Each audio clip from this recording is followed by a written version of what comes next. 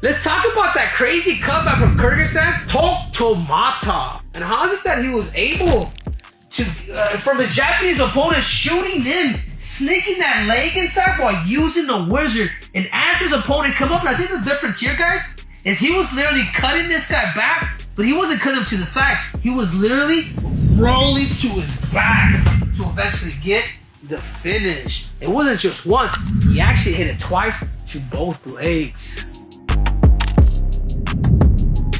But what do you guys think about the Kyrgyzstani Nightmare? Personally, I feel like he was the trickiest guy defensively when somebody got to his damn legs. The future is bright, but what do you guys think? That country is on a rise. And this episode is brought to you by the one and only Jimmy Bars, the gluten-free bar that is out in stores nationwide. So you guys make sure to go to local Walmart or jimmybars.com and get your damn Jimmy on. Triple C is out!